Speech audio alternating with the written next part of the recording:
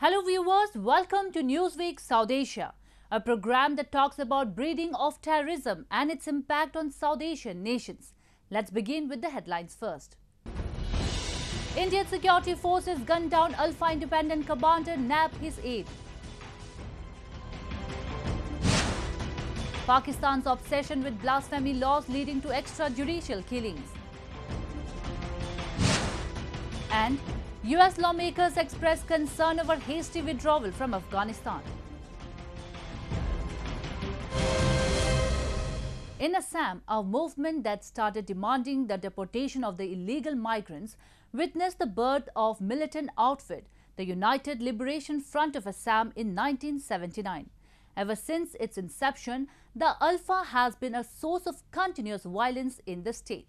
The group is involved in various violent activities such as extortion, abduction, murder, and the irony is that such violent activities by this organization mainly affect the common people. Recently, terror outfit Alpha Independent suffered a big jolt after death of its top commander following encounter with Indian security forces. We take a look.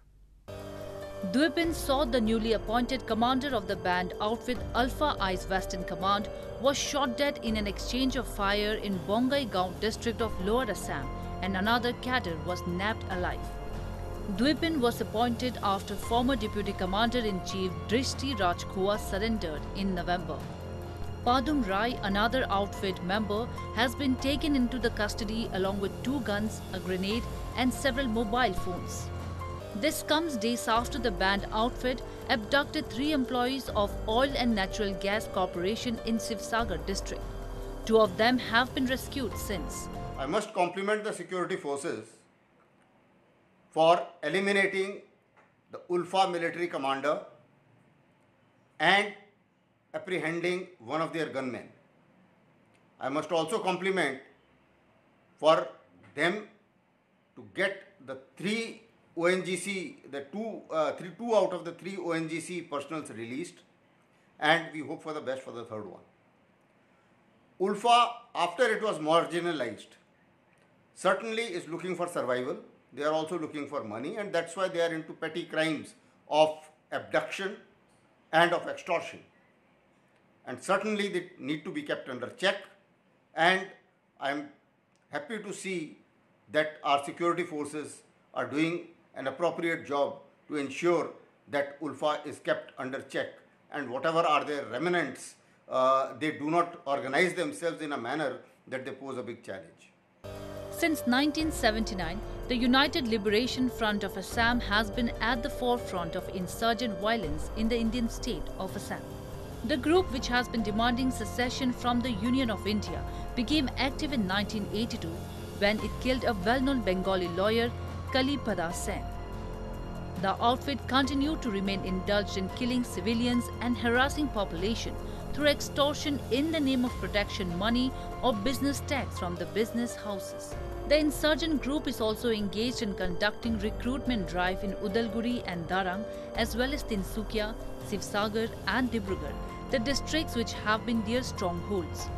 But analysis from the security situation in Assam indicates that India's campaign for containing insurgencies in the state has been commendable, as the level of fatalities and insurgency-related violence has come down. Also, many of the insurgents are in peace talks with the government of India, and some of the prominent insurgencies have been neutralized. However, amidst the ongoing peace process, the state has shown signs of renewed insurgent activity in the form of United Liberation Front of Assam Alpha I, where I stands for independent. Although Ulfa has been marginalized, but the fact that they exist and the fact that they are doing abductions and extortions means that they are in a position to put a law and order problem and to put a challenge of this kind. It also makes them very vulnerable to our adversaries, who can lure them to get into more activities and perhaps hope that they will be able to reignite insurgency through them. So that is why I compliment the security forces for killing their commander. I also compliment that they are keeping them very well in check to ensure that this outfit does not reignite insurgency in Assam again. A highly effective intelligence apparatus to collect timely and actionable intelligence is one of the essential requirements for effective counter-insurgency operations. This has been achieved to a considerable extent of late due to a more professional approach towards collection of intelligence and enhanced public cooperation. However, as long as the Alpha have their bases on foreign soil where Indian security forces cannot enter to destroy them, it is impossible to defeat them decisively. What can be done is to seal their routes of entry and exit, but anyone who is familiar with the topography of the region will realize the complexity of such a task. With the available resources of security forces, foolproof sealing of the border is not practicable. Despite such a drawback, the security forces have done a commendable job, as is evident from the fact that the Alpha no longer has a free run, as was the case in the past.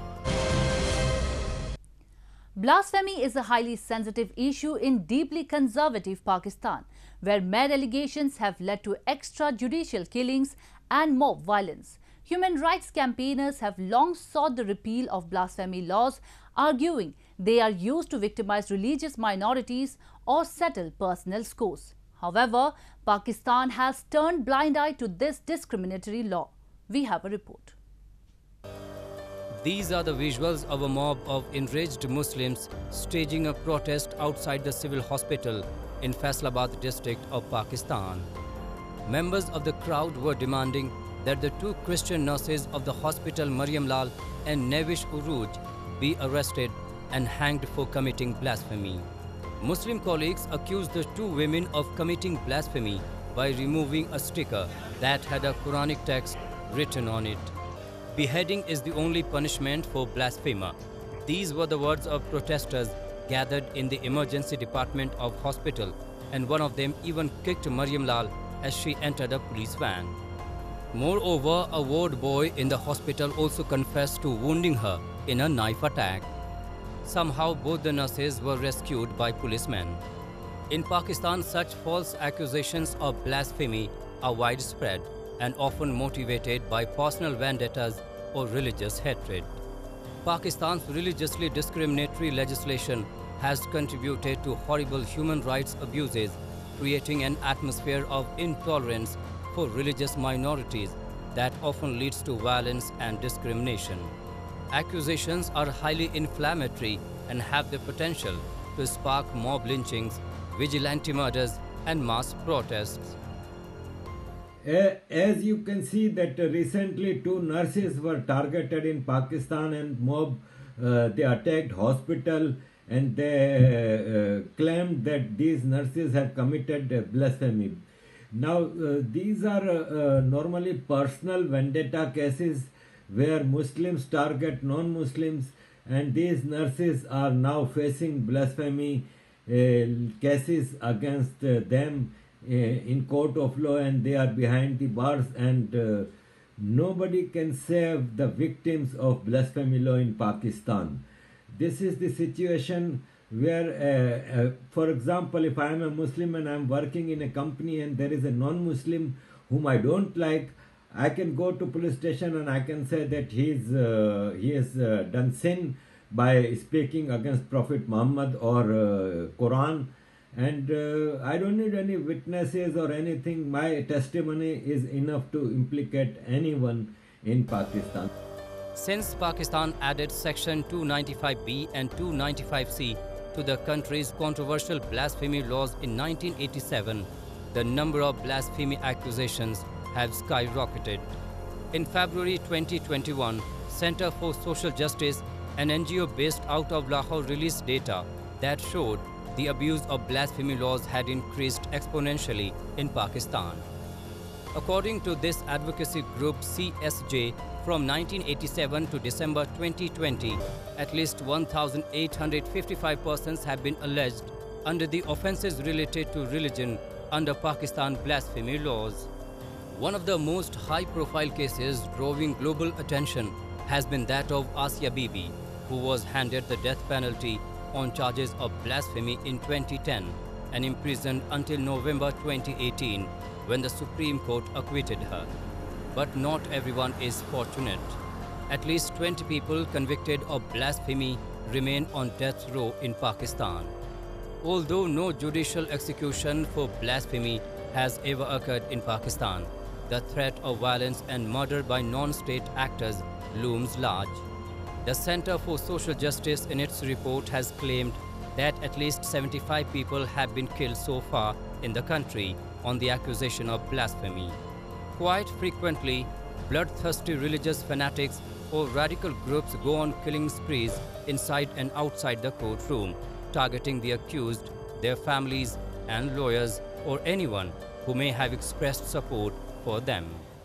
Once you are implicated in draconian law of blasphemy, then nobody can get justice. Even police people, administration, justice, they cannot change it. If someone, a policeman or a judge, tries to give verdict in favor of the victim of blasphemy, their families are targeted and their lives become in danger. In Pakistan, Governor Punjab Salman Taseer was killed for speaking for Asia Bibi, a victim of blasphemy law. And the Governor Punjab, sitting Governor Punjab, was killed in broad daylight in Islamabad by his own guard. And we could not find a Maulvi to perform his final prayers. And that Maulvi that performed his prayers had to flee the country. So this is the situation of blasphemy law in Pakistan.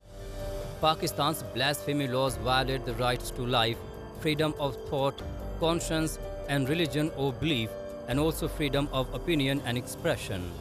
Although non-Muslims make up only 4% of Pakistan's population, about 50% of the blasphemy cases in the country have been reported against them.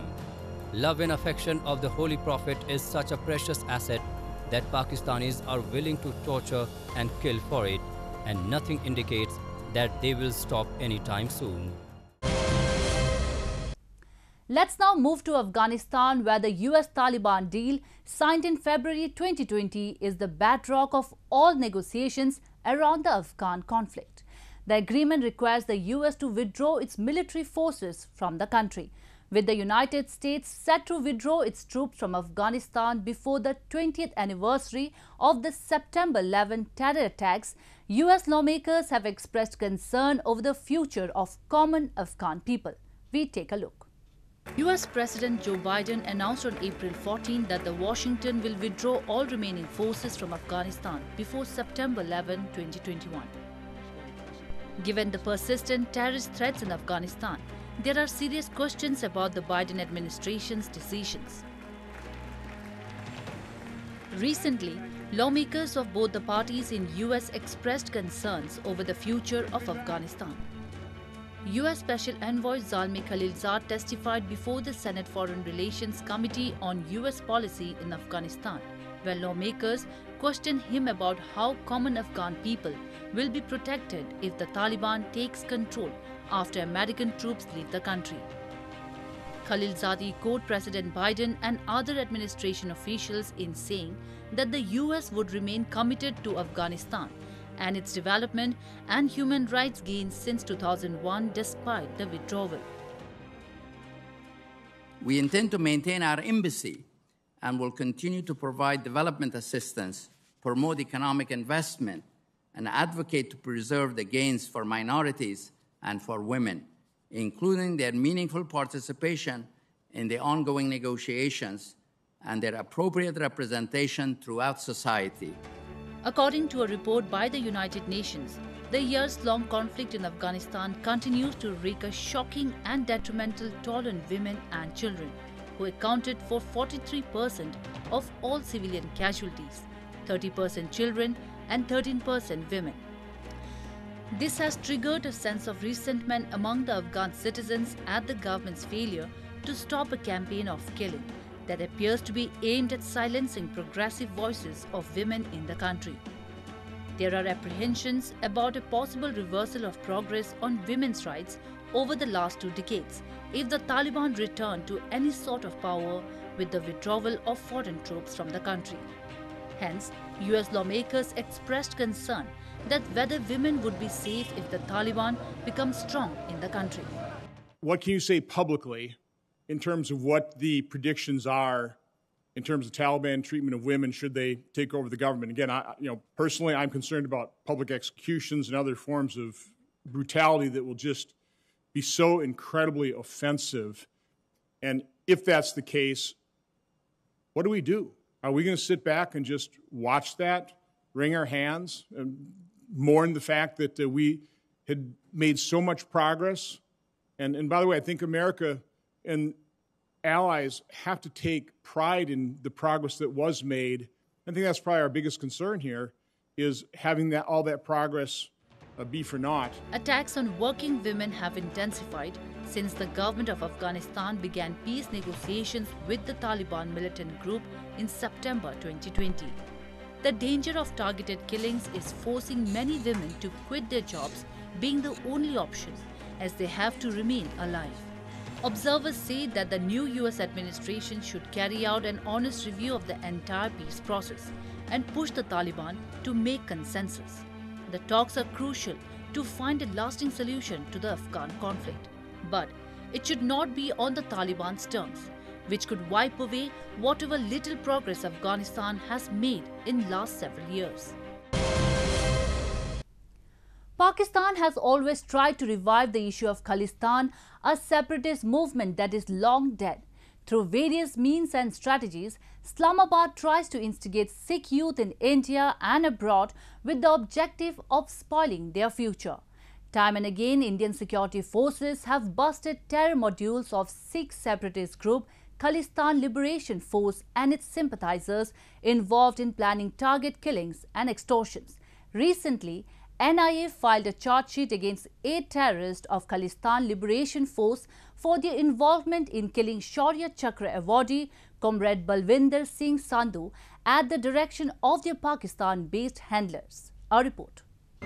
The National Investigation Agency recently filed a charge sheet against 8 men connected to Pakistan-based proscribed terrorist organization Khalistan Liberation Force for the murder of Shaurya Chakra awardee Comrade Balwinder Singh Sandhu on October 16, 2020.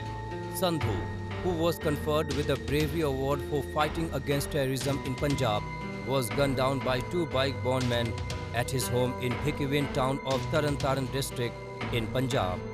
The charge sheet was filed in the NIA Special Court in Mohali, Punjab against Sukhrat Singh, Ravinder Singh, Akashdeep Arora, Jagrup Singh, Sukhdeep Singh, Gurjeet Singh, Inderjit Singh and Sukhmeet Pal Singh, among others. The NIA investigation has revealed that the execution of Balwinder Singh Sandhu was carried out with the intention of instilling fear in the minds of Indians, particularly those opposed to Khalistani ideology. The transnational conspiracy was hatched by Pakistan-based self-styled Khalistan Liberation Force chief Lakhvir Singh Road and top foreign-based KLF terrorists who provided arms, ammunition and funds to the accused. Pakistan की कोशिश रही है, रहेगी और हमेशा ये कोशिश करता रहेगा। पर आज हमारी सुरक्षा व्यवस्था, आज हमारी गवर्नमेंट इस बात को लेके पूरी मजबूत है। ऐसी चीज़ों को नकाब डालने के लिए, इनको कंट्रोल करने के लिए, इनको तैश नैश करने के लिए हमारे में कोई कमी नहीं रहेगी। हिंदुस्तान एक है, एक रहेगा। इनकी कोई भी साजिश को हम कामयाब नहीं होने देंगे। The support for Khalistan in India has sunk very low, but the militant groups like the Khalistan Liberation Force and Sikhs for Justice have been pushing their agenda hard through various platforms with the help of the Pakistan's ISI. Moreover, notorious ISI is making every possible attempt to bolster Khalistan groups in different countries across the globe. Recently, a report published by a leading Canadian think tank also reiterated this fact. It said that Pakistan continues to provide training to Khalistani militants and indulges in relentless propaganda on the issue. According to the publication titled Khalistan, a project of Pakistan by the MacDonald Laurier Institute, Khalistan movement is a geopolitical project nurtured by Pakistan, threatening the national security of Canadians and Indians. The pro-Khalistan agenda for a separate homeland has no takers in Punjab, but the cause still survives in Pakistan, where jihadist groups have made common cause with Sikh separatists against their shared enemy, India. While several Pakistan ISI chiefs in the past have been vocal supporters of the Khalistan movement, the Pakistani deep state seems to have now embarked on the K2, Kashmir in Khalistan strategy with newfound hate. The ISI wants to create trouble in both Punjab and Kashmir. A part of this hatred stems from the fact that diplomatically Pakistan has failed to gather any global momentum against India. Before, it used to be the ISI that used to fund Khalistani terrorists. Now it is usually Khalistani inclined businessmen abroad who provide funding to the ISI to carry out terror attacks and things like that in India. So that has been a significant shift in pattern. The second pattern that we see is the reinvigoration of those Khalistani ISI links, which again is very worrying. Indian security agencies have in last several months seen increased activity along the international border in Punjab, with the delivery of drugs and ammunition both increasing, and the use of drones to make such deliveries possible across the border. Agencies have also found that the most prominent Khalistan websites of Sikhs for Justice are being hosted from a server based in Karachi, Pakistan. Khalistani sympathizers based in India are assisting them in amplifying their disinformation campaigns, but because of a strong crackdown on Khalistani forces by Indian agencies and police, Pakistan's fantasy to revive the Khalistan movement is not happening. And with that, we come to the end of this edition of Newsweek South Asia. We will be back next week with more news, views and analysis from the subcontinent. Meanwhile, do keep writing to us at nwsa@anin.com. This is Yeshi signing off on behalf of the entire production team of Newsweek South Asia. Goodbye and take care.